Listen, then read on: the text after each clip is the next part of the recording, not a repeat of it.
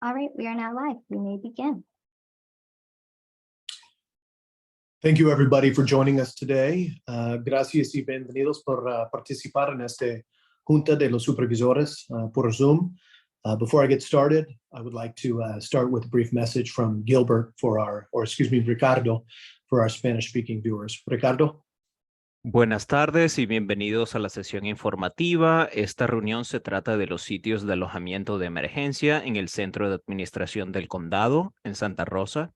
Si está participando a través de Zoom y desea escuchar la presentación en español, haga clic en el icono de globo que indica Interpretación en la parte inferior de la página de Zoom y seleccione el idioma español. Si desea hacer un comentario o una pregunta en español, por favor, haga una pausa después de varias oraciones para que podamos interpretar exactamente lo que usted dice al inglés. Si está participando por Facebook, puede escuchar la interpretación en español en el canal de YouTube del condado. Para escuchar la versión en español, puede utilizar el enlace de YouTube que se encuentra en la página de Facebook del condado de Sonoma. Muchas gracias. Back to you, Supervisor Gore. Thank you, Ricardo. Muchas gracias. I want to thank everybody for being with us right now, and those who are coming on will jump right into it. My name is James Gore, County Supervisor for District 4. I'm joined here by Supervisor Chris Corsi, who's also the chair of our board this year. Chris, well, thank you for joining us, and also all the other public servants with the county and in our wider community who are with us this evening.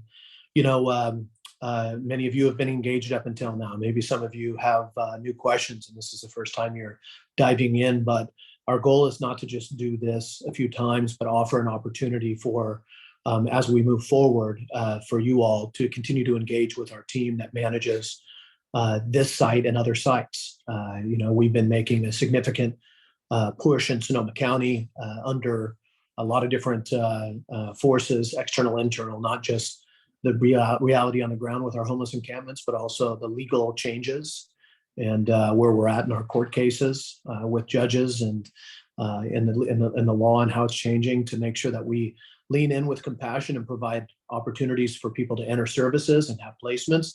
But at the other time is for us to have accountability and have enough places for individuals to sleep and to have a place to also enforce anti-camping ordinance, to enforce camps that where we don't have play in. So I just want to thank you for being with us. It's tough. I know it's tough on all of you. I know there's a lot of concern, there's a lot of fear, there's a lot of questions, but I also want to say that there's a lot of hope.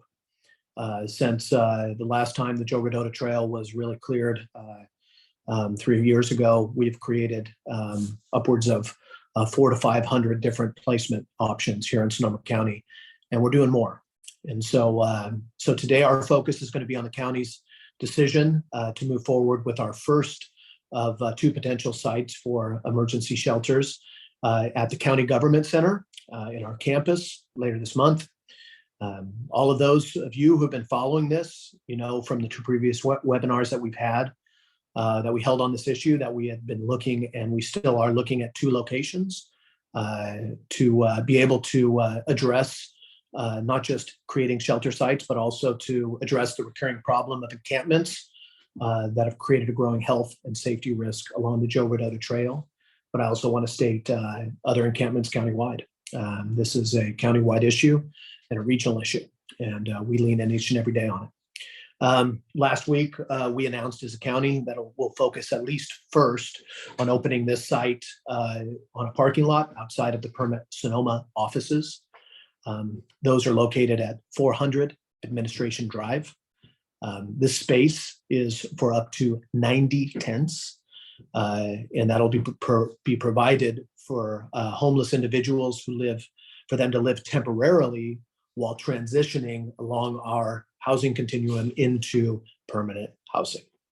As I said before, we have worked hard with some of the announcements that you've seen, not only us, but also our city partners, to purchase hotels that we've retrofitted into interim and permanent housing. And we are making strides, and there's more to come.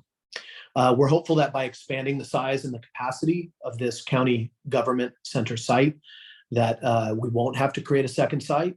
However, as we've mentioned, we still have the Veteran Center the Santa Rosa Vets building across from the Santa Rosa Fairgrounds, Sonoma County Fairgrounds, as a potential location if we need to.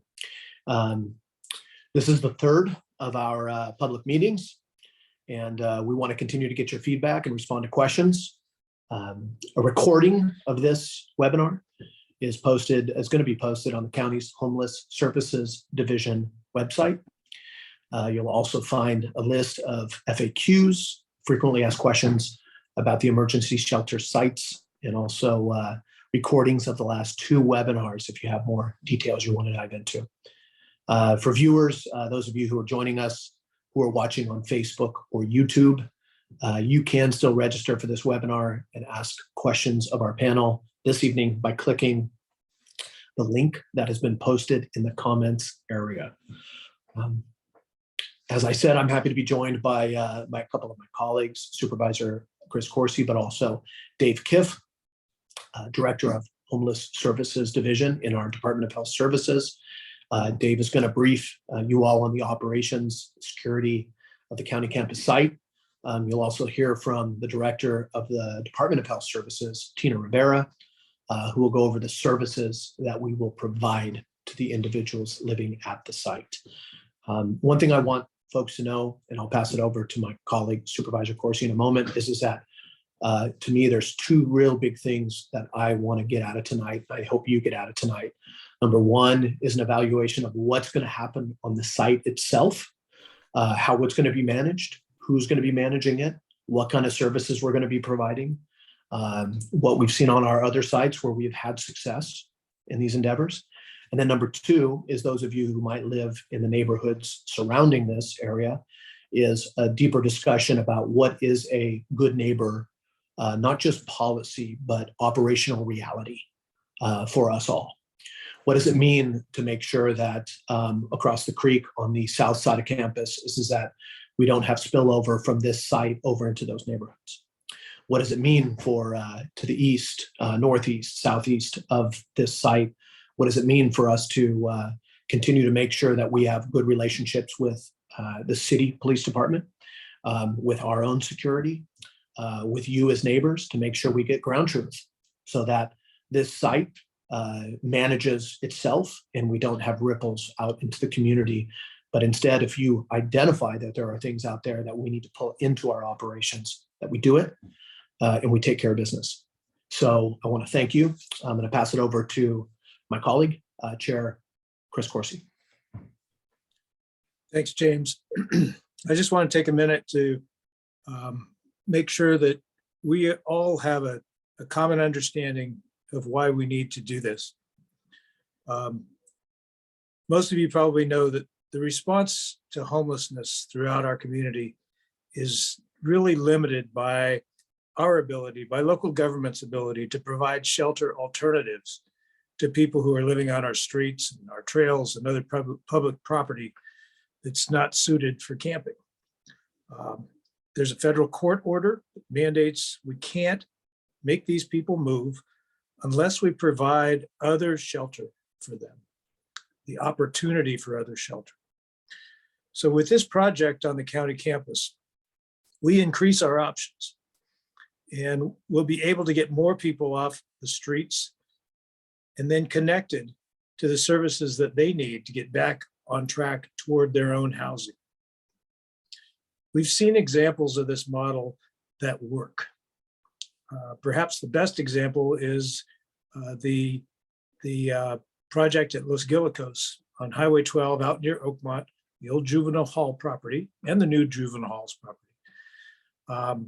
We've seen that there, that providing individuals with housing and wraparound services are the initial steps to locating permanent housing. People don't stay there long-term, they stay there until they're ready to move on. The expansion of the county site also allows us to focus our resources and increases our chances of reaching our ultimate goal, that's permanent housing placement, which is the real solution to this frustrating cycle that we're in. Right now, I want to echo Supervisor Gore, only one site has been finalized. If a second site is required, staff has recommended using the parking area at the Santa Rosa Veterans Memorial Building. But that's something that's down the road and is only a possibility at this point. We've been able to increase the number of tents that will fit on the county campus site. And that will give us, hopefully it will give us the capacity we need without opening a second site. So our focus today is to address questions related to the opening the site on the County Government Center campus. Going to throw it back to you, James. Thank you, Chair Corsi. Thank you, Chris. I appreciate it. For anybody who's joined us on Zoom and would like to pose a question for our panelists or make a comment today, please feel free to raise your hand and we will call on you. You can also post your question on the Q&A box at the bottom of your Zoom screen. For some of you, that might be at the top of your Zoom screen, depending on what kind of computer you're using, excuse me. We have staff members here who are going to respond in writing, and if time allows, we're going to hope to address them verbally as well, any of these questions.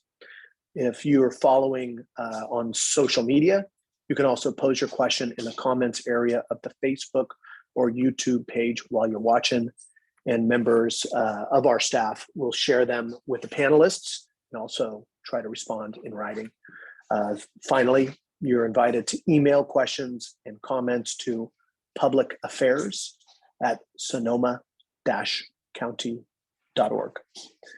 That's publicaffairs@sonoma-county.org.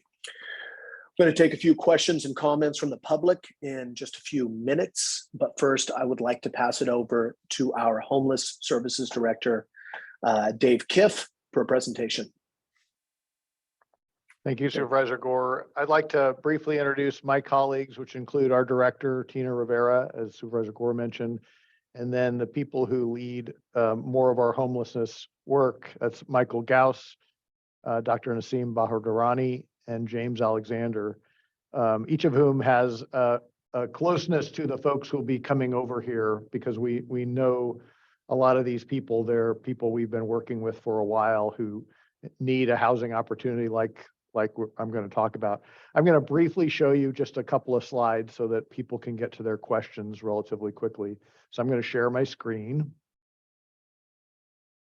So you should see a screen that shows a diagram of, in effect, the parking lot that is at Administration Drive and Paulin Avenue. And Highway 101 is here to our left. Bicentennial is well up here to the north, and then Mendocino is over to the east or to the right. So what this shows is an outline that is associated with our permit. So we have to submit to a permit with Permit Sonoma. This shows, as Supervisor Gore and Supervisor Corsi mentioned, about 80. This actually has spots for 88 tents. It'll be field tested a little bit further. It may get down to 87 or 86, depending on some of the slope issues and in our ADA area. We have an Americans with Disabilities Act zone for people who may need additional accommodation. That's in this area here where my cursor is. To the far right, or closer to Paulin, is where a lot of the administrative activities are. The entry and exit is here at the corner. There's a perimeter fence all around it. There's emergency gates. There's an office for the support services staff. There's an office for case management where folks would meet with clients when they need to be inside. There's restroom areas. There's a pet area. There's a cooking area, although it will be cooking like microwaves and hot plates that we're not envisioning open air cooking. There's a community gathering canopy and that which also doubles as a warming and a cooling area. And I'll talk a little bit more about kind of what the tents look like. What we did was we're modeling these off of what Rohnert Park has done with the Roberts Lake encampment. Now, I'll grant you this isn't a very attractive picture because it has the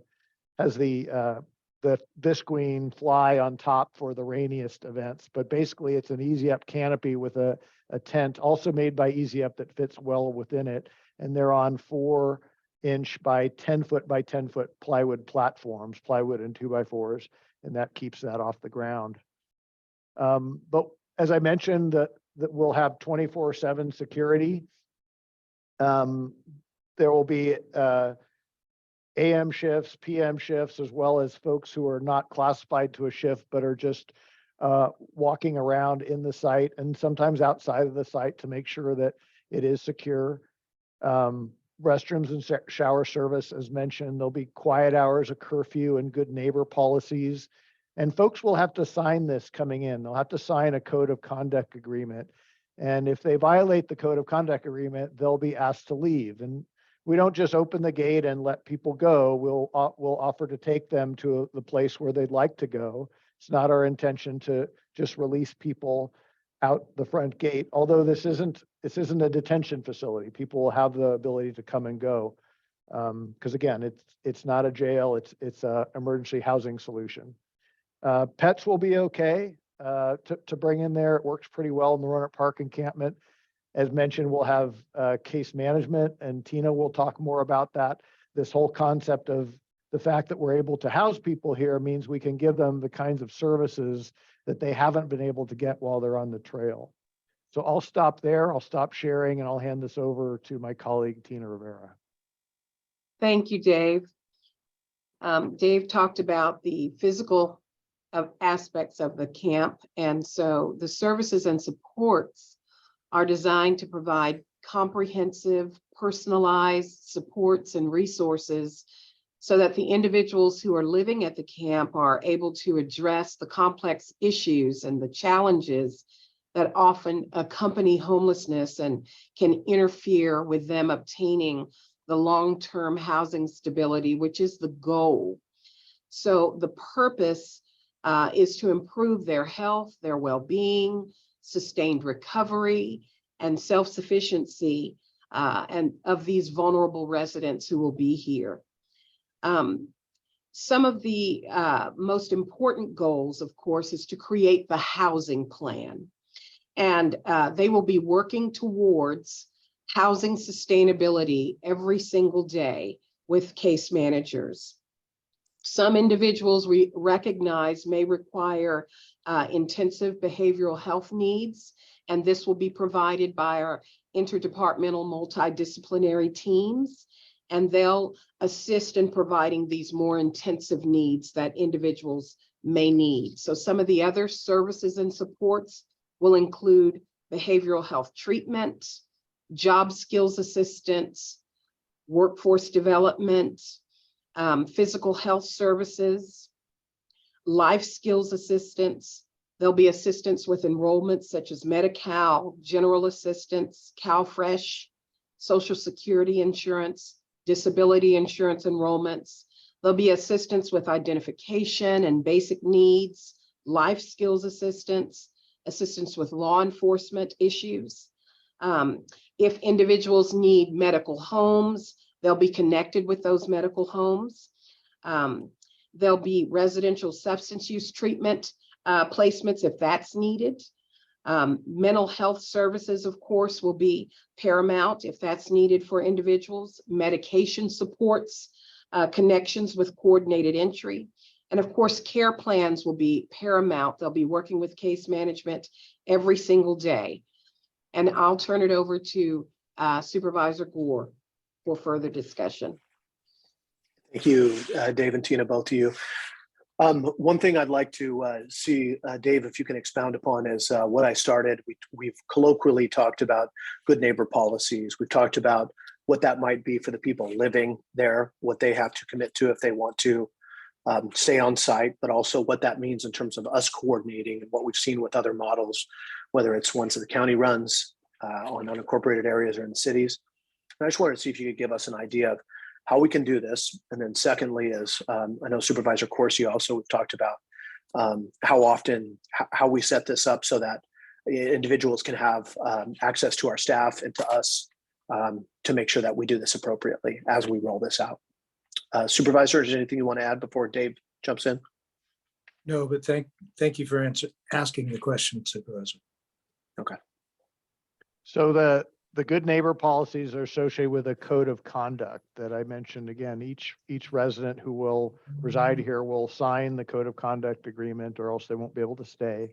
And it speaks to things like observing quiet hours, observing a curfew, being respectful of the neighborhood, not loitering in neighborhoods. Now, it doesn't mean that someone couldn't walk down a public street, but the good neighbor rules say you don't loiter there. You certainly don't do illegal activities there, and that someone could be exited from the program if they didn't follow the good neighbor policies.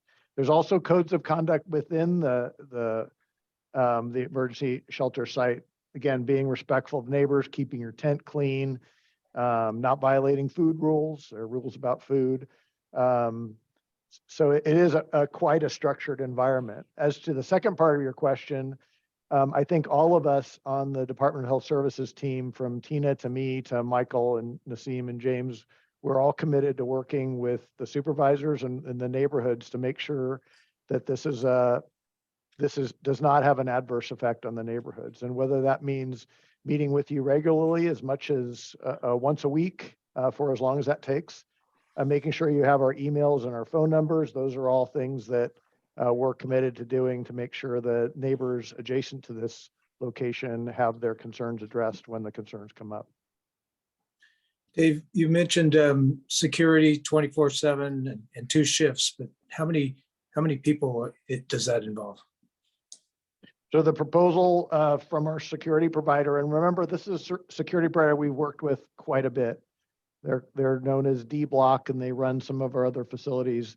They operate, there's an AM shift with 3 people, a PM shift with 3 people, and this is 24/7. And then there's also 3 other folks that are assigned to the site that aren't on the gates at that time. So we'll call them roamers, or they're not otherwise classified to a specific location in the site. Thanks. Excellent. Thank you very much. I wanted to add, there will also be security cameras.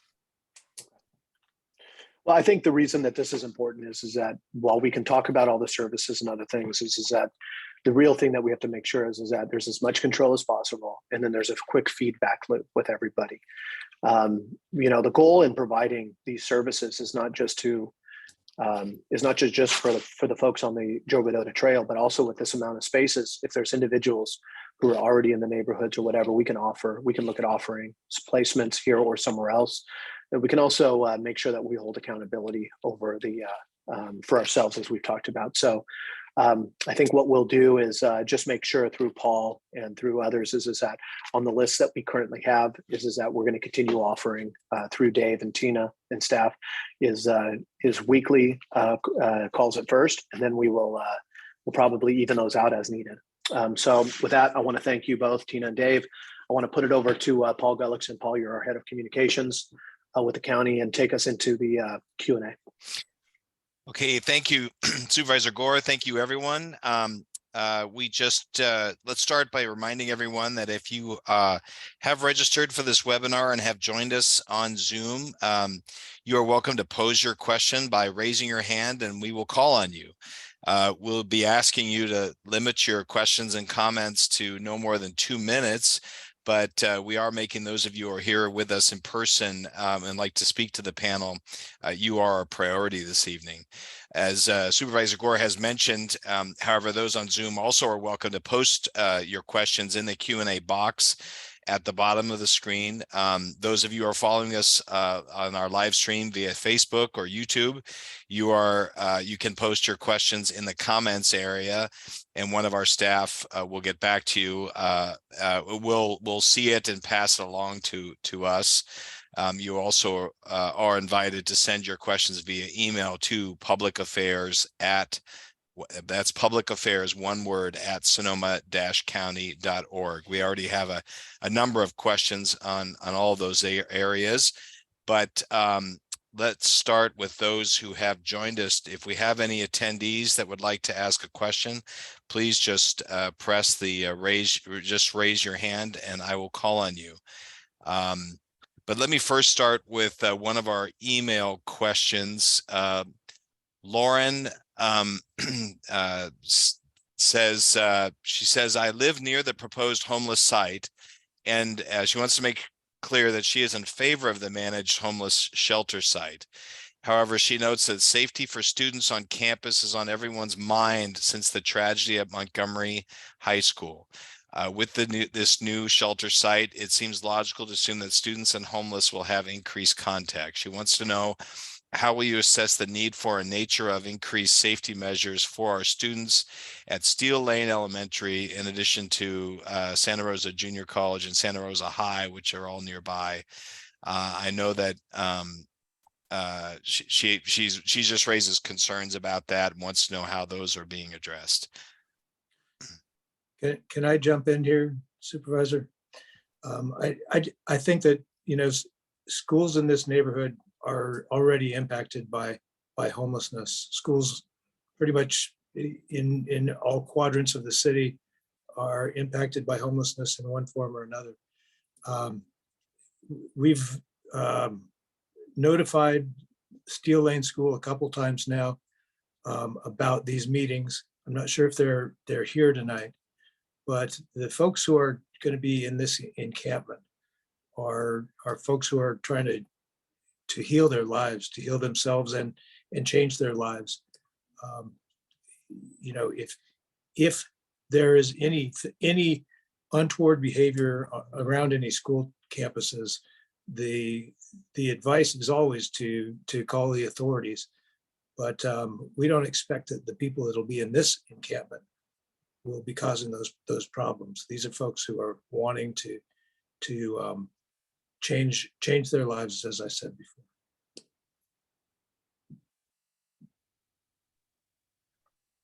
Okay. Thank you, Supervisor. Yeah. Go ahead, Paul. Yeah, thank you.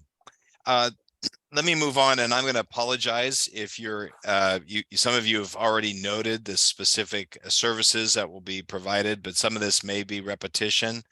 But I think it's good to emphasize some of the specifics. Thomas says he resides on Lomitas Avenue, directly across from where the proposed emergency shelter site will exist.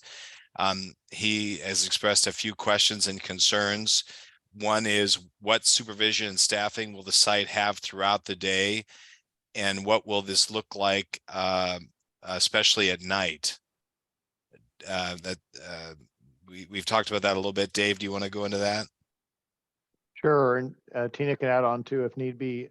During the day, this will be a fairly busy place, and I don't mean just because of the residents. I mean because of the case management that's going on. We have one of the most robust case management plans I've seen for 87 or 88 people. That's in addition to the folks who will be providing security. As night comes on, people are going to sleep. They're going to be expected to sleep and observe the quiet hours. They're not required to, certainly, because again, this isn't a detention facility, but the security will be there. The site supervisor will be there. And again, if someone's causing problems in the late evening and at night, either by being too loud or disruptive, they're starting to violate their conduct codes and could shortly be exited from the program. Dave, I think one question that we've heard repeatedly is, what happens if someone is turned away or kicked out, say, if they violate the codes?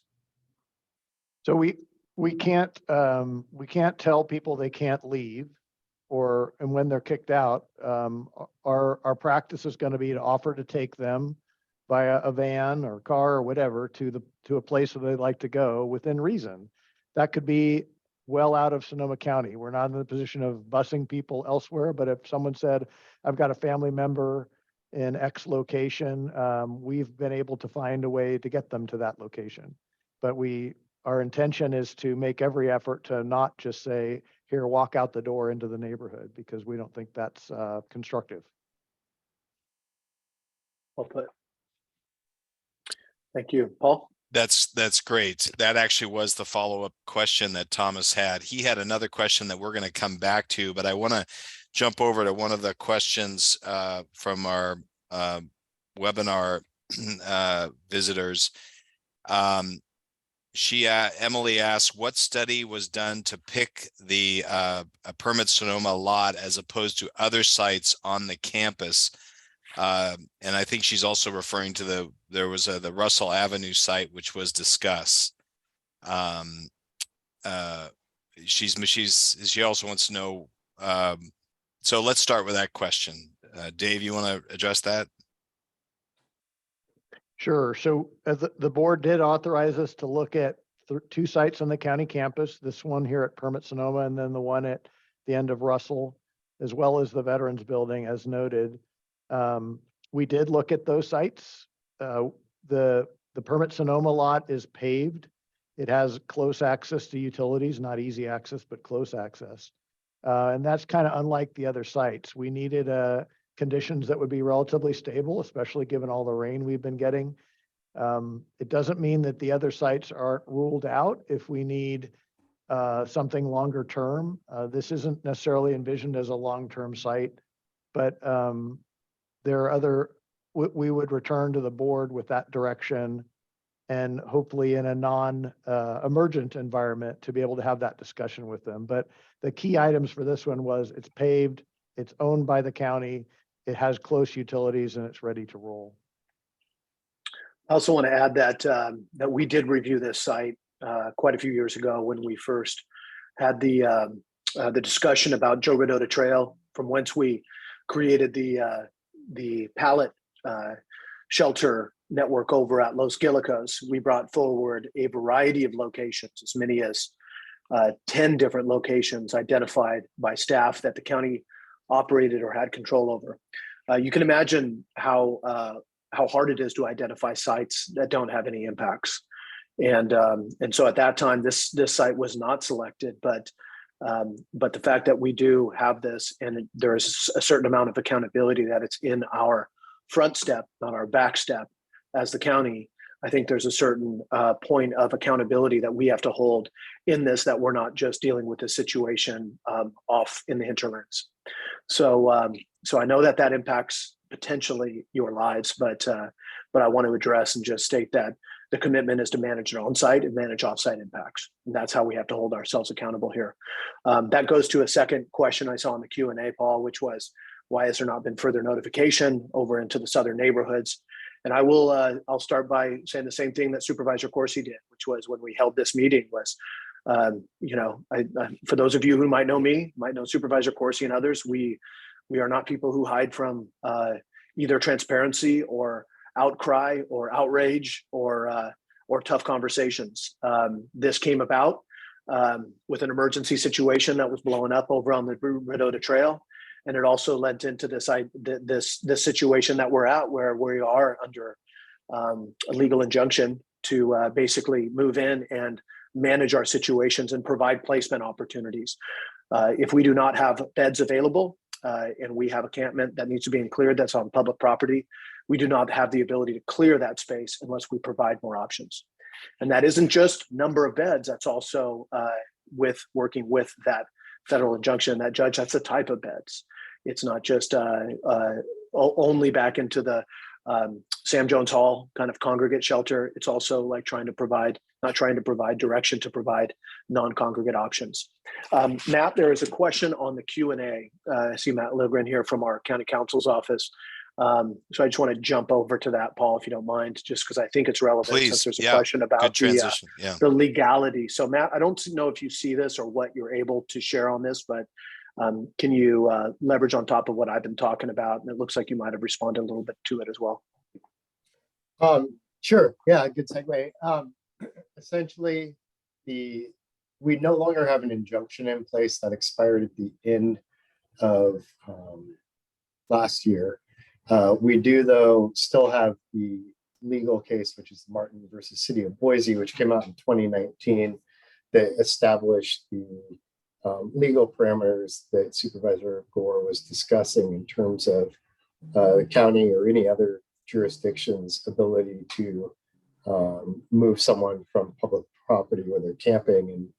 And essentially, in a nutshell, it says that we have to either offer people adequate shelter, or they have to have some other means of camping elsewhere, whether that's other public property that's available for camping, where they're allowed to be camping, or they have the means themselves to secure their alternative housing. So essentially, we just have to somebody has to have somewhere where they can legally sleep, and it's actually not a Fourth Amendment protection, it's an Eighth Amendment protection, cruel and unusual punishment, and it's essentially tied to criminal penalties for somebody exercising their basic human needs. That's what the Martin case says. There is a Fourth Amendment component to it regarding storage of property, which we also do as a matter of course, and something that we are taking into account for this site as well. We will be storing people's property for anyone that has anything beyond what they'll be allowed to take into their tent area, which will be 1 or 2 totes. Anything beyond that, we will be storing for them to the extent they want storage. I just wanted to stress also for those who have not been on prior calls is that we are also planning to bring something we've reviewed once, but we had to update is a anti-camping ordinance before the Board of Supervisors. And Matt, what's the timeline for us to bring that forward? It's currently on the board's calendar for April 4th. Yeah. And so the goal there is and I think Supervisor Corsi can attest to this too, is that we enact those policies in conjunction with our city partners so that we don't have a system of different rules and different enforcement, when we move from the city over into the county or vice versa. So even though we're looking at bringing that forward, which is on the land, controlled by the county, which is unincorporated, this site that we're talking about tonight is actually within the city of Santa Rosa. So while we also have the budget of the sheriff underneath us, and the sheriff as a department of the county, this area is within the city. So it's about us working collaboratively with the Santa Rosa Police Department and the city council. Paul, do you want to keep going? Great. Yes. Thank you. So just to back up for a second, just about impacts, Dave, Rebecca asks, will any measures be in place to protect the seasonal creek that is across Administration Drive from this particular site, and to discourage its use as a shortcut or hangout when dry to avoid pollution and erosion? Any thought into that? We did talk about looking at ways to protect the creek. I'm open to the resources team, the public infrastructure team's conversation and about that. So I think that's our intent, to make sure that the creek remains protected. And in the past, we've worked with, really strong service providers, but also environmental stewards like Riverkeeper on camp cleanup and other things. And so that might be Dave, an interest area for us, since we have an existing contract with them, to look at how we manage that. Okay, I just want to remind all of our guests who are joining us by Zoom today, if you'd like to make a comment or pose a question in person, please just push the raise hand button, and I will call on you. Okay, let me go to another one of our email questioners. So we've received a number of questions related to the impact on parking here at the county. And Tess asks, how will you address the loss of over 100 parking spaces that are now used by county employees? So it is a lot of spaces, and we're cognizant of the impact to our colleagues who are county employees. We're working closely right now, last week, and as this week starts, to develop the right plan. It may involve folks having to walk a bit more, but there'll still be parking spaces around the Permit Sonoma building. The spaces right up against the building facing Admin Drive will be open. The fourth bay, or the farthest bay over to the left, the west side, will be open for parking, just as it is now. But other parking may be kind of kitty corner away back by the fleet yard that's all fenced in, and then the parking around that. So we're having those conversations, and all the employees will be informed about that as we move forward. Okay. Excellent. Yeah, Paul, I think since we've told everybody that if they want to, they can raise their hand, and if anybody does, we'll keep track of it. But in the case of, we still have 6 or 7 questions on the Q&A, so I think we should hammer through those. Yeah.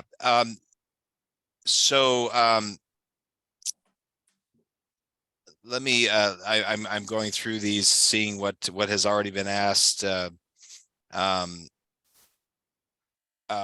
want one quick question from Alice is there going to be a curfew, and what time is that going to be for residents? There actually is a curfew. I don't think we've landed on the precise time. We're looking at that through our legal lens as well as the practical lens. That does not mean, though, however, that someone who has a job outside of that may, and again, a number of these folks on the trail have jobs. They just don't earn enough to hold housing. So some of the people who will reside here will also have jobs.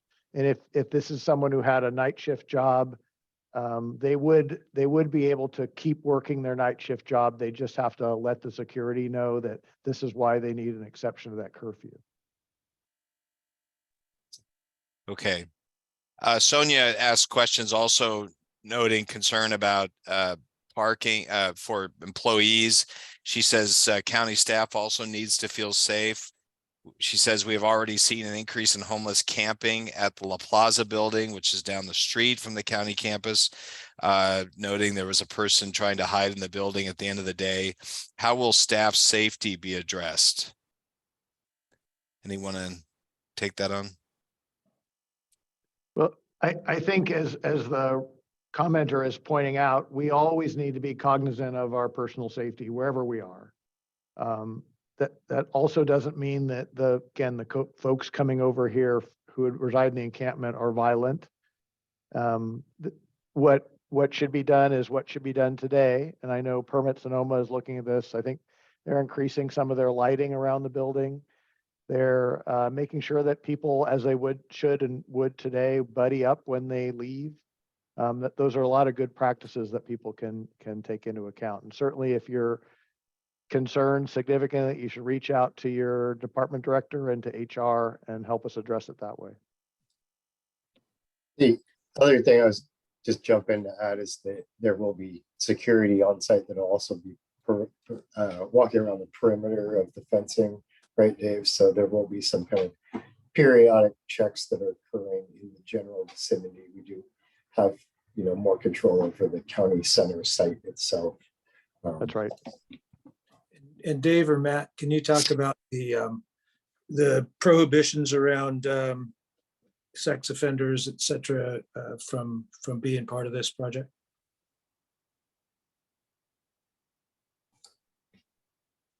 I'll jump in.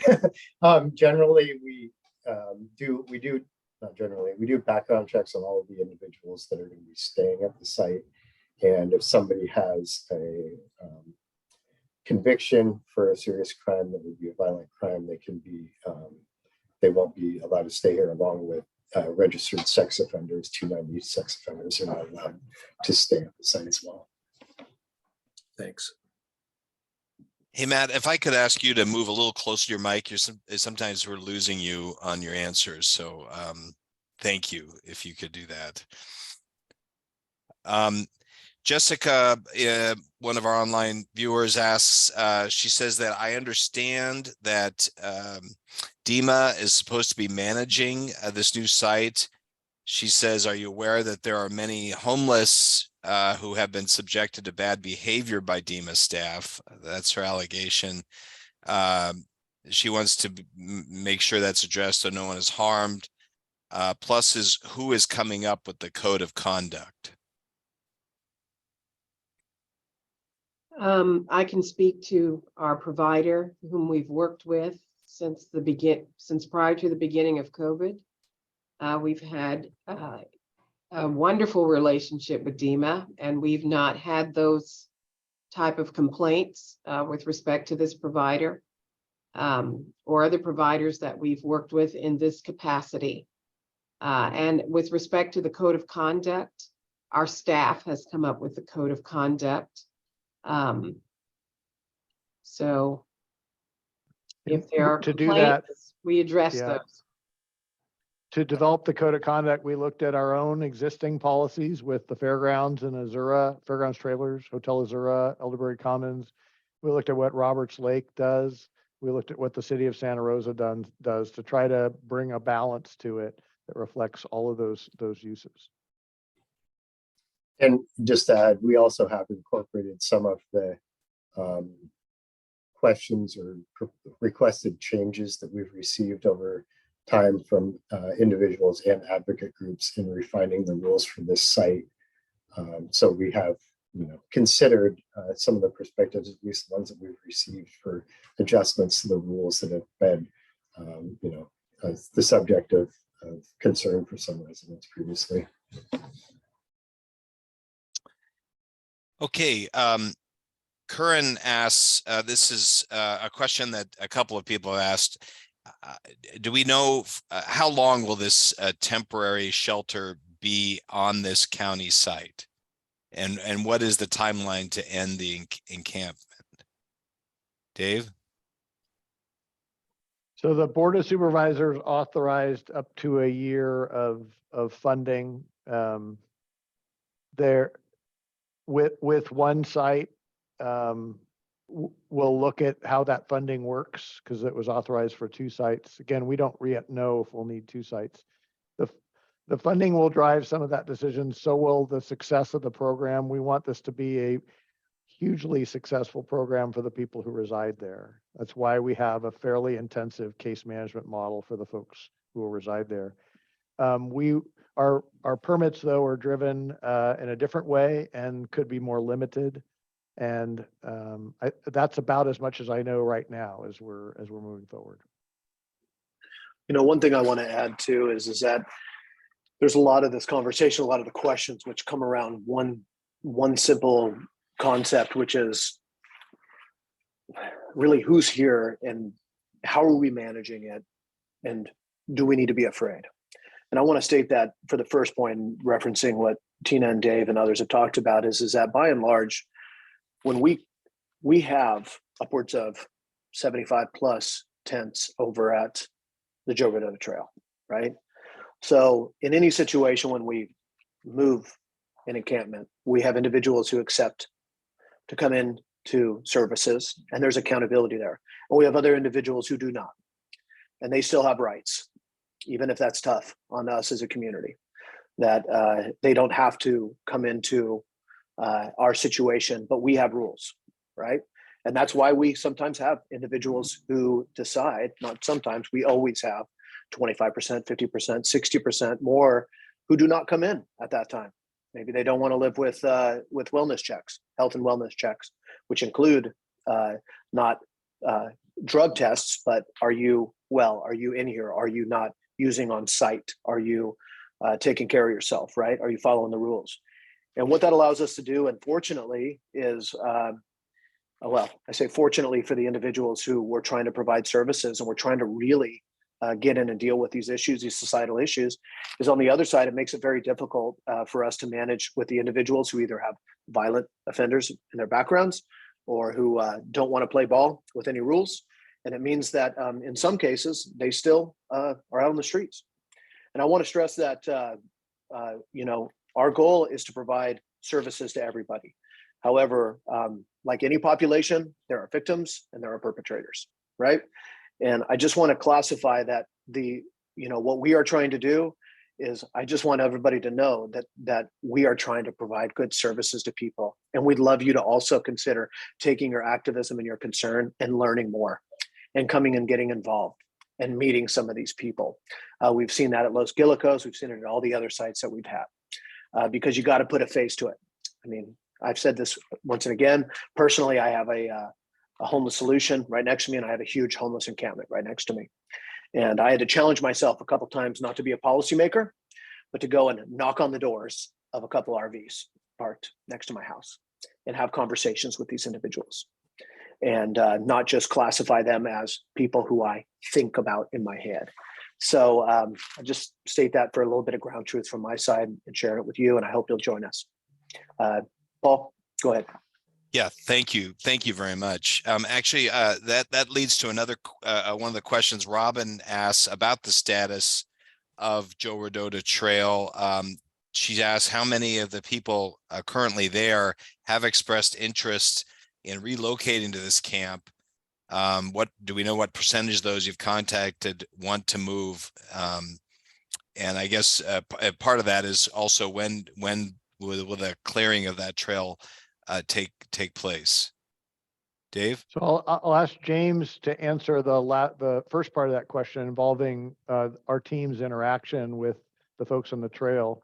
The timing is getting more refined. It's still a little up in the air, but it's much more refined. We hope to get, I think we have a permit now. There's dollars that need to be exchanged. We need to pay the permit Sonoma. But then we have a brief construction period to set it up, and construction means assembling the tents, putting the fence up, bringing the porta johns in. So, and then clearing the trail happens shortly after that, because once we have a place to take people, we will continue our offers of housing. And why doesn't maybe James, you can kind of talk about your team's interaction with the folks on the trail. Thank you, Dave. And yes, our team has actually had engagements with the outreach with the folks on the trail. And out of, I believe, 80 tents that are presently on the trail, our team has come back reporting that over 50 people have already expressed interest in residing at the temporary emergency shelter site. So that's a lot of interest, and that's why we needed the capacity. So thank you for your question, Robin.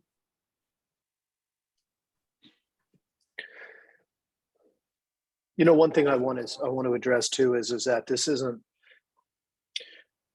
There's two ways we can say you're not in this alone. One is that our accountability to manage this, but the other is that we are going to see more solutions like this around Sonoma County. This is not just what we've been doing. This is an issue that we're making progress on. There's a lot of people who fear we're not making progress. There's people who say you're exacerbating the problem by providing services. I'll tell you, our data, our personal stories, not just anecdote all the way to the proof, it's there. And if you want to join us and take a look at some of these, we'd encourage that you write, as we've said before, Dave and Tina and others. I have taken groups out to Los Gilicos. I've taken groups over to the Hotel Azura. I've had to challenge my own thinking, and I think I'd like to ask everybody to do that as well. But I'd also state that as much as we have these smaller or medium-sized opportunities, Tina and Dave and Supervisor Corsi and I and the other board members, we're going to have to look at continued options, even bigger options in other locations.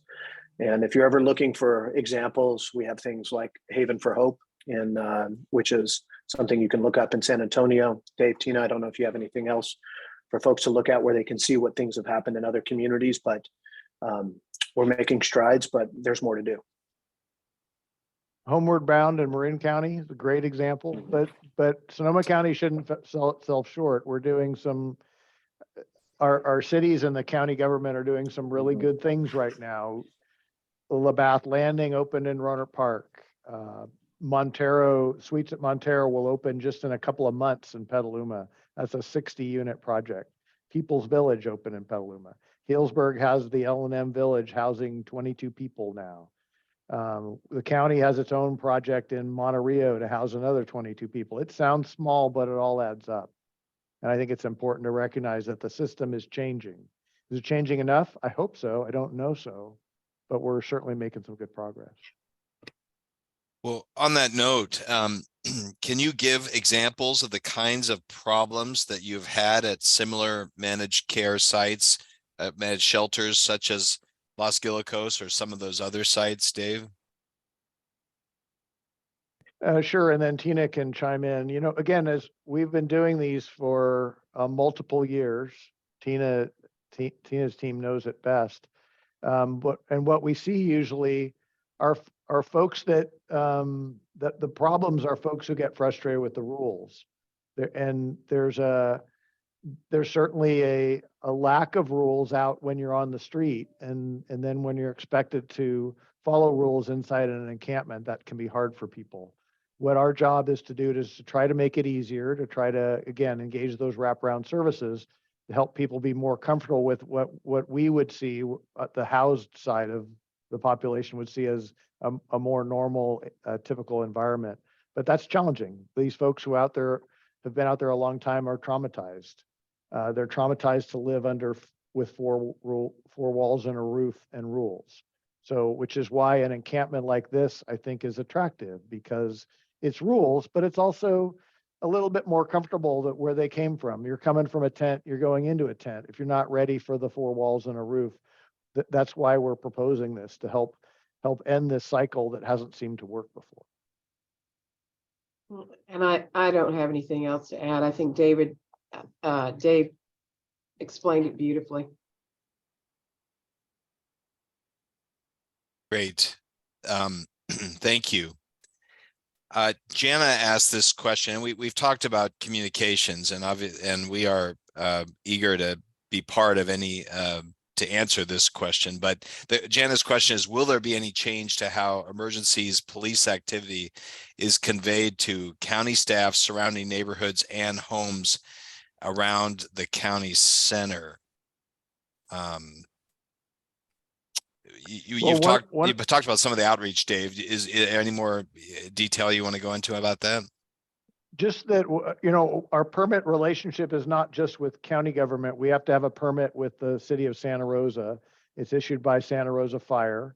And they have asked us to describe how this encampment may be, hopefully, will be less of a burden on them than the folks at the Joe Rodota Trail. So we have a plan in place that's not inexpensive to help address that.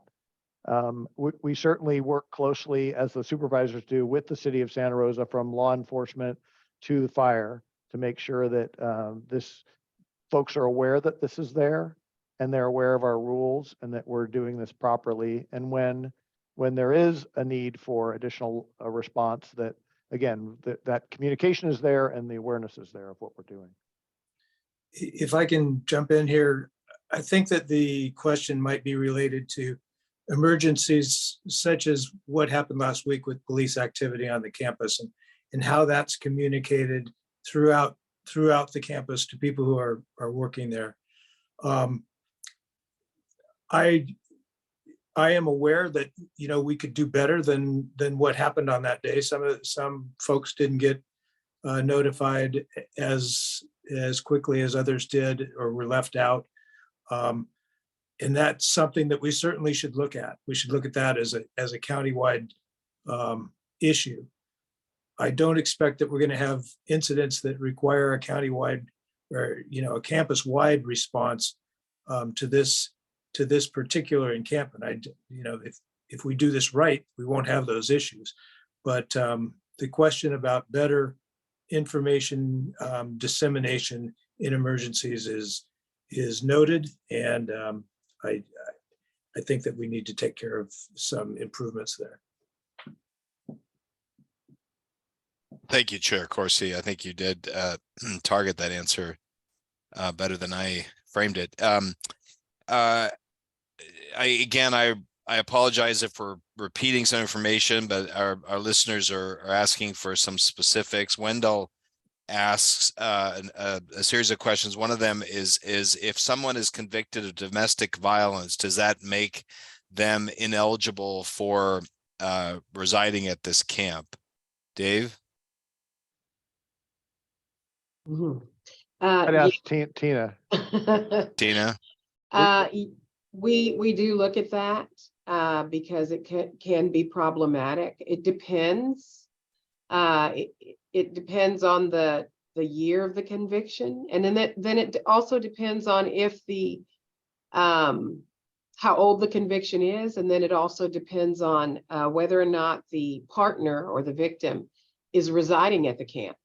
So we look at those things on a case-by-case basis. How old is the conviction? And then where is the victim? So we address that on a case-by-case basis. Also, just to clarify that anybody involved in or convicted of sexual assault or other such crimes will not be allowed, correct? Correct, that is correct. Okay.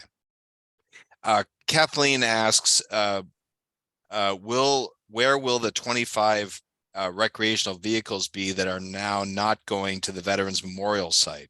We had talked about allowing RVs at that site. Will they be allowed at this site on the county campus?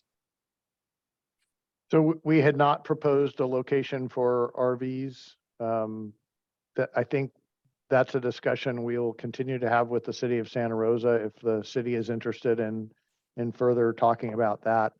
I think we are as well, but our issue is generally not with people who are in RVs. When I say ours, county government's issue, it's generally the people who are on the trail who are in encampments, and most of them don't have any vehicles at all.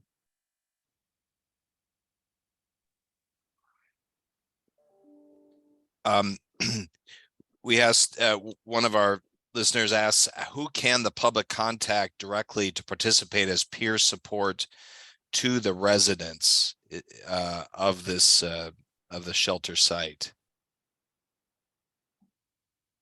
You want me to answer that? Sure.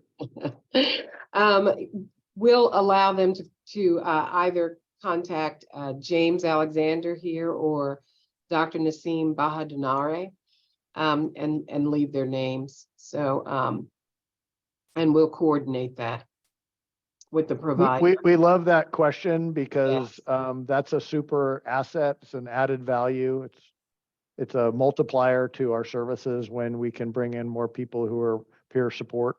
And hopefully, if you're interested in being a peer support, you've worked with or thinking about working with West County Community Services on a countywide program that's training more peers to be in support roles. There's a state system where you can get certified for peer support. Those are all great things, and I'm so glad people are interested in doing that. And West County also provides training. Right. Mhm. Can we put an email into the chat that people could use as a contact?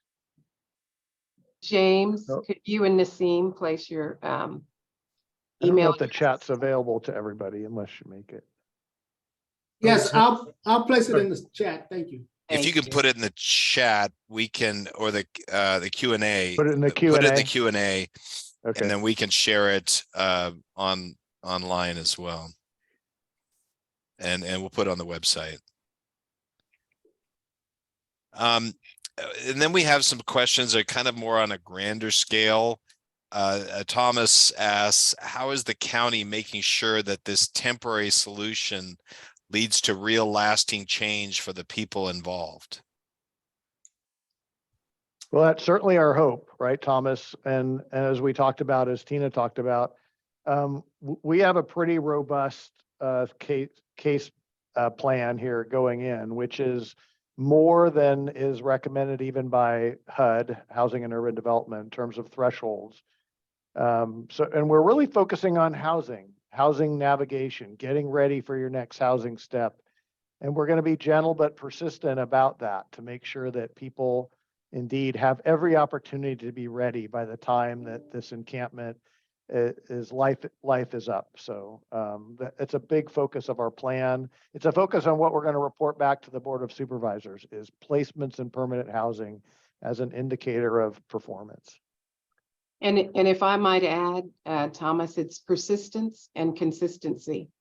You know, these services and supports are key and important to ensuring that people are sustained and maintained in their housing, because it's important to get folks into housing, but it's important to ensure that they have those wraparound services and supports so that they are maintained and sustained within their housing. So that's why it's important that they're connected to a case manager, connected to community. So that's going to be important. We're creating community, not just a case manager that they can talk with, but we're creating community.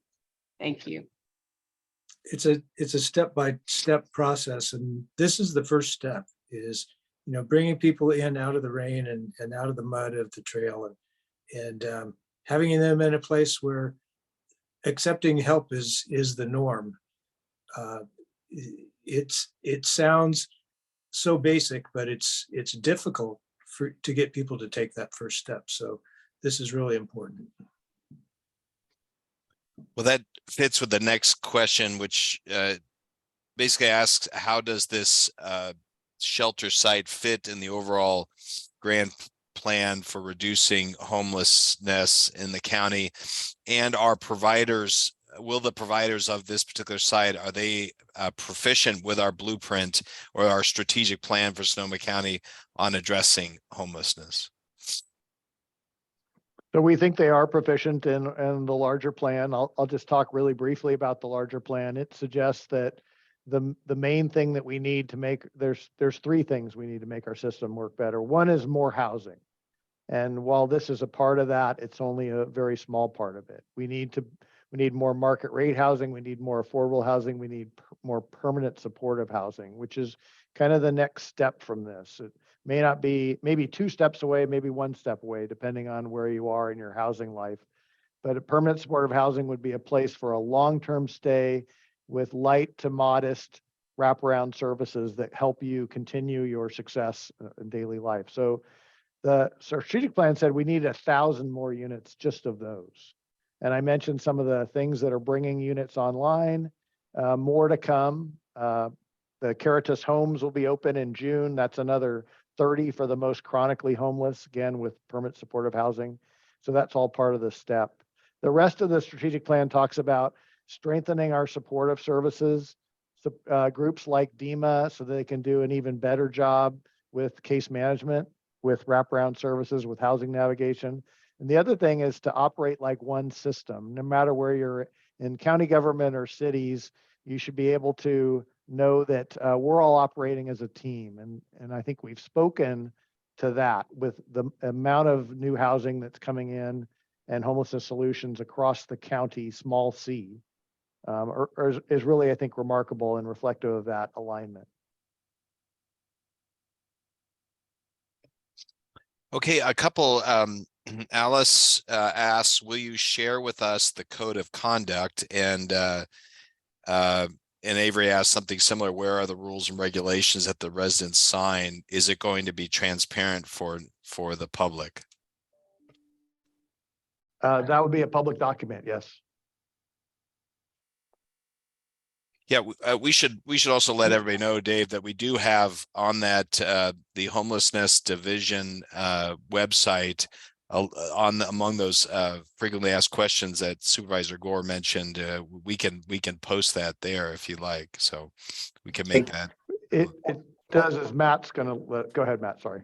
I just wanted to say it'll be a public document once it's finalized. It's currently in draft form. Right, it's still a draft right now. Is when it's ready. Okay, great. Real specific question. Alice asks, will there be refrigerators so people can have a range of food? So we don't know yet. Folks will be provided with 1 meal a day, and then plenty of opportunities for breakfast snacks, lunchtime snacks, fruit, et cetera. We hadn't proposed yet a refrigerator or refrigerator system. That involves a kind of a different level of hookup. Again, we're trying to move from an encampment to something much improved for an encampment. And again, we'll keep that into consideration though, if that's a need.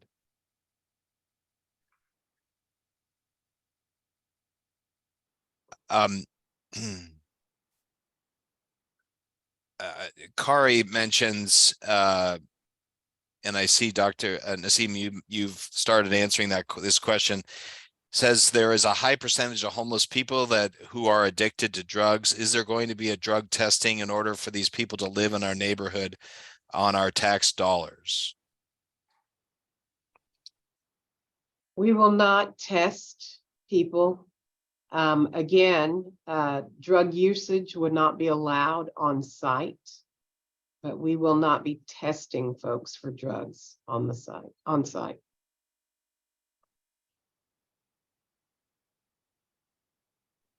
Okay, Lauren asks another specific question. Will you, Paul, before you go ahead, can you, I just want to jump in on that. Dave, can you talk a little bit about some of what's worked and what hasn't worked in other studies in other areas. And this gets back to this question comes up time and again, as individuals say, you have to be clean and sober to be able to be in any kind of shelter or any kind of supportive housing situation, and why we've developed this kind of a plan and why it's been successful in areas. So as Tina's pointing out, this is a place that the concept is housing first. We need to get you in a supportive environment, not in this case, not with a roof over your head, but we're putting a tent over your head in a structured environment. And then you can start to address your recovery issues. And our teams, including James and Nasim, have that kind of expertise with as alcohol and drug use counselors to help people on their path to recovery. But when you exclude those people from entry in the first place, they're still out in the system. They're still unhoused. They're not getting any better.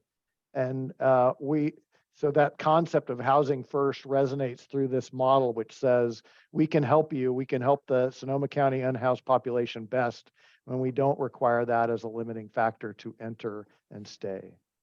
Mm-hmm. Well put. And I think, for individuals at other sites that we've managed, Tina, I even think about out in West County, the site, where we had health and wellness checks. And all these, there are health and wellness checks, which means that we're checking in on folks. So, the questions about overdoses and about other heavy drug use on site, those are managed with case management. And there are people who are around. So while people have personal space protected, they also, and we have to respect that, we also have folks checking in. And that has not been an issue because of that. We've also had oftentimes, whether it was the Windsor, Best Western, whether it's any of these other sites that we've done, we've had a lot of folks who are concerned that they're going to be seeing a lot of the offsite impact. But I want to stress that most of what we've seen, if they hear an ambulance or something, it's because somebody's getting served on site. And that's not to say that those haven't been issues that we haven't been able to manage. But we do have individuals who come in with significant health issues and significant years on the street. And so our job is to provide services. On that note, Jessica chimes in. She says, another comment to be clear about drug users can't go cold turkey. So allowing that people may not be sober is a requirement. Not being sober, again, doesn't necessarily mean that people are not able to be in the community.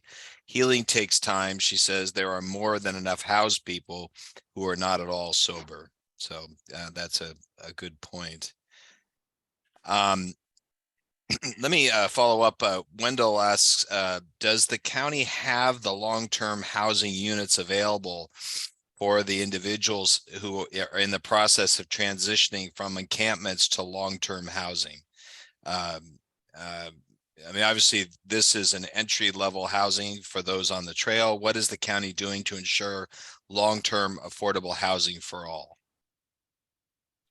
So I'll jump in and then let the supervisors chime in too. And when I assume the question is not suggesting that county government solve all those problems. It's more we as a region of Sonoma County, what are we doing? And that does involve every city.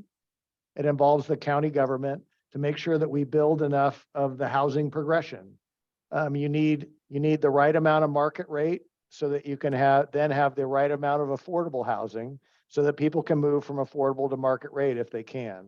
Then you have to have permanent supportive around there too, so that if someone really needs those units where you have supports on site, you can sustain and not be homeless. The county needs more in each area. And that's why this is such a daunting problem. This is why in many places in California, people haven't quote unquote solved homelessness. We just don't have enough housing. We don't have enough housing of the right affordability too. Homelessness is the greatest numbers of homeless people live in cities that have shortages of housing, and counties that have shortages of housing. That's when you look us up in the dictionary, that's what it says. We have a shortage of housing, total housing, but also a shortage of affordable housing. The county is beginning work on our new general plan. We're working on our housing element. many of the cities in Sonoma County are working on their housing elements, their new housing elements. And, you know, people traditionally push back against affordable housing in their neighborhoods. A lot of times in this region, people push back against any new housing in their neighborhoods. We need to be able to build housing of all types right now, but particularly affordable housing. You see apartments going up all over southern Santa Rosa right now. I hear a few people who say, yay, we're finally building some housing. But I hear a lot of people who are saying, you know, what about the traffic? What about the water? You know, what about the schools? None of these construction housing projects go up without, you know, thorough analysis of traffic, of water, of school capacity. So we can't, on one hand, say we want to end homelessness, and on the other hand, say we don't want to have affordable housing and multifamily housing in our neighborhoods. So that's my political message for the night. No charge. Okay, thank you. We have a couple of our guests who would like to ask their question or make a comment in person. I'm going to start with Alan. Alan, can you hear us? Yes. Go ahead. You can ask your Okay. question now.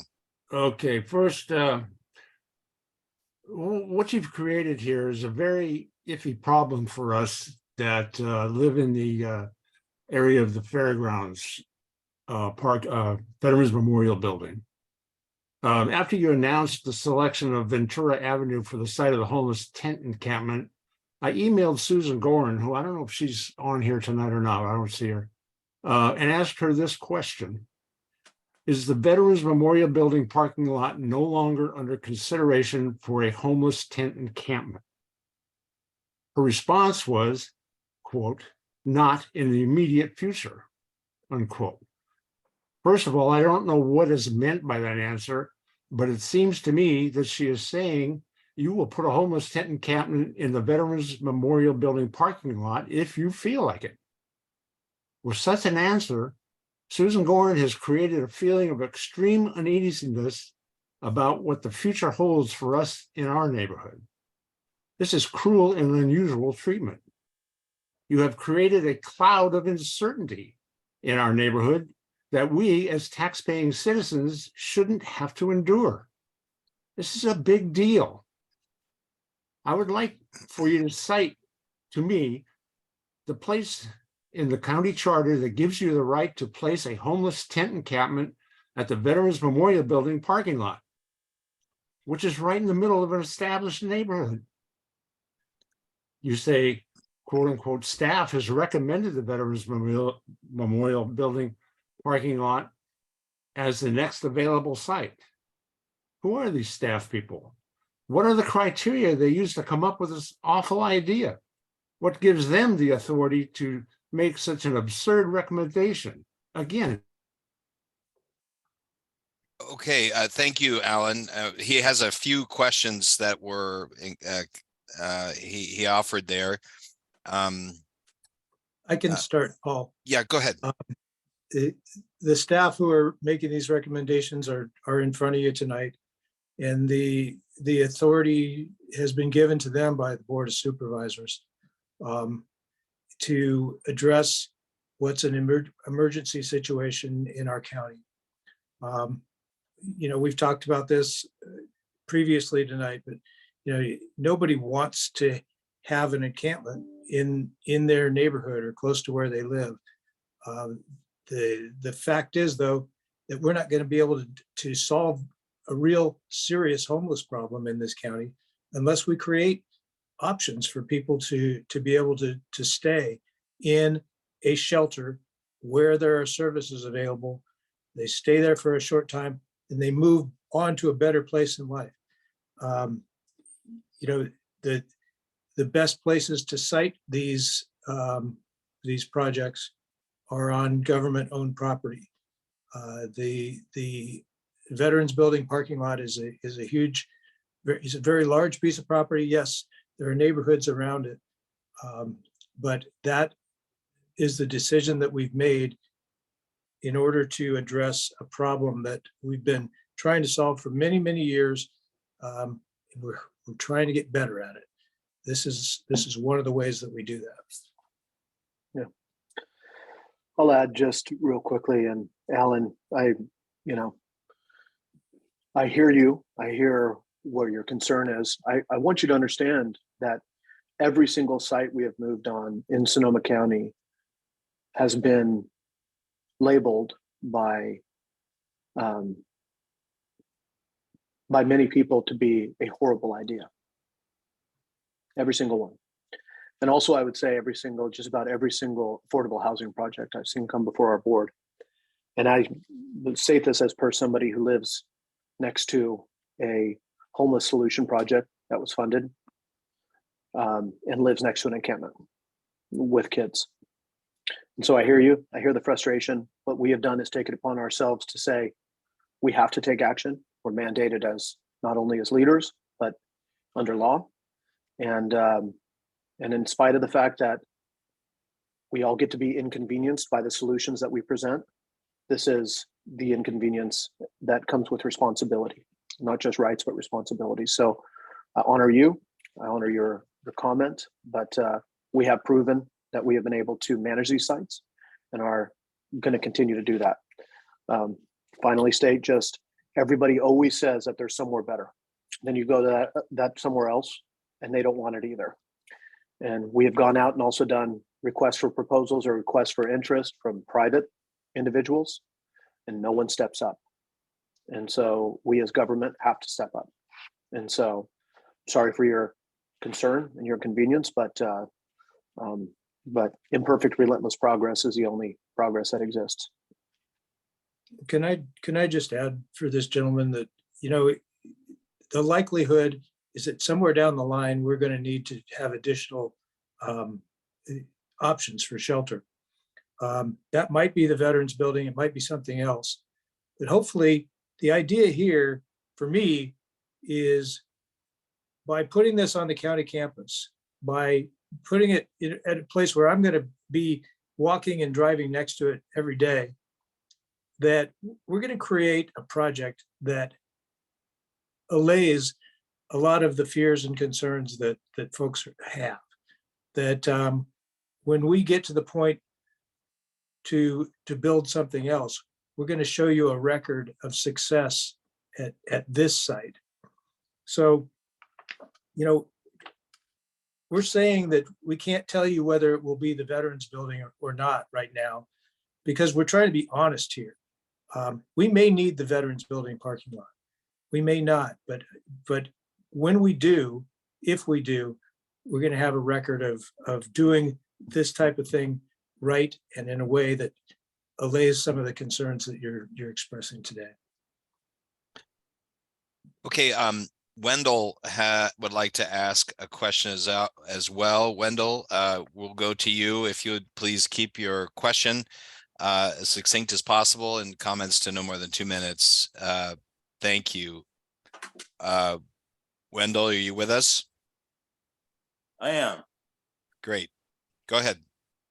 So as far as there being a long-term solution or plan set in place for sustainable or affordable housing, does this temporary solution and the budget allocation of $3 million make any sense if there are per se 50 displaced individuals who are going into a temporary situation for a limited amount of time, only to not have a guarantee of long-term housing on the back end of the temporary situation? What types of safeguards or guarantees are being put in place to provide successful navigation of this program? If there are 50 people and 20 homes available after a 6-month period, where do the other 30 people go? Thank you. Thank you. Thank you, Wendell. I appreciate the question too. And Tina may want to respond to on top of my response. It's going to be a challenge to place everyone. It's frankly, success would be if we placed half or more. That would be terrific. But we have been, I think, as a county, as creative as any county can be in terms of finding that next housing spot. And that could be involving a location with a project-based housing voucher, which we've expanded significantly on those sources, or a housing choice voucher, or a mainstream voucher that are made just for people with who are coming out of homelessness that are non-elderly. And those opportunities can be made with existing units. And as people move in and move out of the county, we can use those existing units to help with our housing solutions. At the same time, as we noted, we have 6 Project Home Key sites underway. We have interim sites growing, planned interim sites in the Sonoma Valley, in Rohnert Park, in Healdsburg. So we're making progress. Again, it's not enough, but if we can bring success to these individuals, a majority of these individuals or more, we've done well. But yeah, I always wish there was a better outcome out there. One more thing, we did apply through a new state grant opportunity for a pretty massive expansion of our community houses program with groups like Share Sonoma County that go in and master lease homes and say, can I put 4 or 5 people here who are ready for that type of housing, ready to be roommates, ready to be stable? And can we dramatically expand upon that? So we're not just, we're not forgetting the next step. And I appreciate the fact that you brought it up. Okay, I think we'll go to our last person. Alice is also wanting to ask a question in person. Alice, are you with us? Yes, I am. Thank you. First, thank you for the work that you're doing on this. I appreciate it. Okay, so first, kicking people out of shelters or camps compounds trauma and endangers homeless people and puts people out in the very public or private properties that we don't want to have homeless people living in for everyone's sake. And so part of my concern is about the disciplinary process in addition to the code of conduct. We need to be able to see that disciplinary process and be able to have input on it in it, so that, for example, a lot of the shelters have rules such as if you violate the rules 3 times, you're out. That is a very ruthless way to deal with people who are going to be kicked to the street, not just to another apartment, but to the street. People need to be given 2nd, 3rd, and 4th chances to work on and to be coached on how to do better, not just this brutal our way or the highway thing. And then next, I urge you to look at transitional shelter laws regarding evictions. They are much more reasonable and fair than the emergency shelter approach. And finally, it's often said of homeless people in our county that people don't like the rules and homeless people are called shelter resistant. But in reality, the shelters are client resistant, and we need to change that. Thank you. Okay, thank you, Alice. We have one other person who would like to join us and make a comment, and that's Curran. Curran, go ahead. Can you hear us? Yes. I live south of the county, and homeless issue around here is a big deal. I have 2 kids, one's 4, one's 6, and I've dealt with issues with homeless doing drugs down the creek, My son almost touching a needle when he was 14 years old or 14 months old on a playground. I've dealt with schizophrenic homeless people back by the county yelling obscenities. And I really can't blame other parents in the neighborhood for moving out of this community because of dealing with issues like this all the time. And I really don't like the fact that you guys are inviting possibly 50 homeless people that have mental issues and maybe drug addiction into this community right by where I live. Also where there's 2 different preschools. There's the 4C Pollen Creek that's right on the county campus. There's also Rios de Babini that's less than a half a mile away. There's also the Steel Lane Elementary School that's less than a mile away. And I just feel like this county and the city does not prioritize the safety of parents with young kids. So I just wanted to say that and mention that and my concerns. Thanks. Okay, thank you. Thank you, Curran.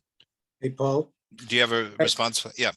can I just, first of all, appreciate the concerns, the worries, the fear that people are feeling here. I just want to say it again.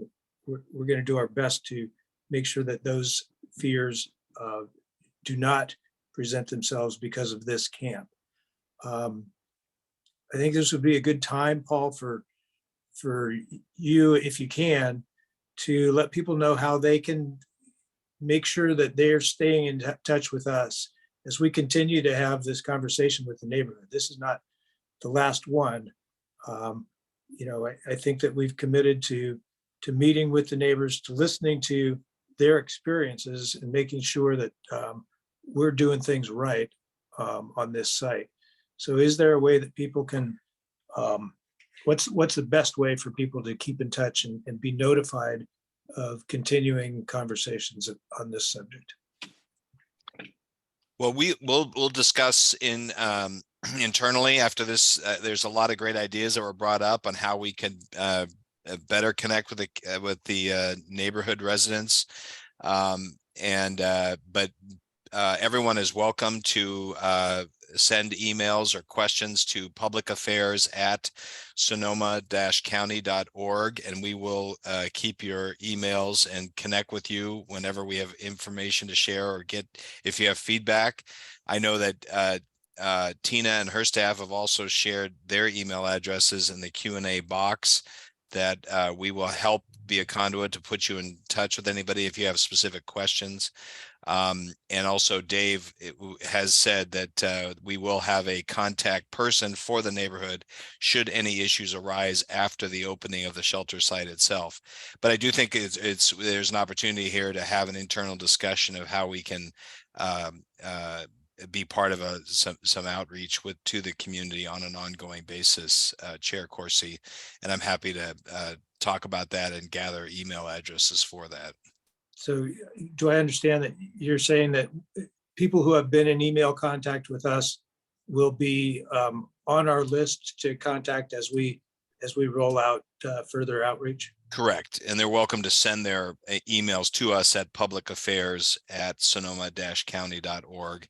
And we will keep you, we will make a list and share that with the homeless team and make sure that you are included in any communications that we have ongoing. So thank you.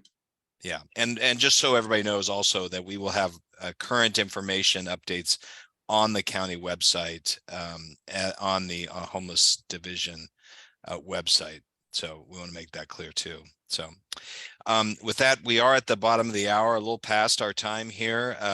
Chair Corsi and Supervisor Gore, what is your privilege? I think it's we can start to wrap it up now if you're okay. Yeah, I just want to honor that there's a lot of real impacts and that individuals are worried about, that they fear. to the last comment, having your child, having your community, having that creek.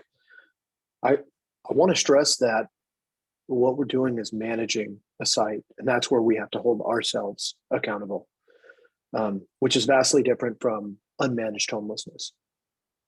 Unmanaged homelessness, that happened for long before I became a supervisor, long before Chris or many of others. There was this horribly chaotic game of whack-a-mole being played with people's lives.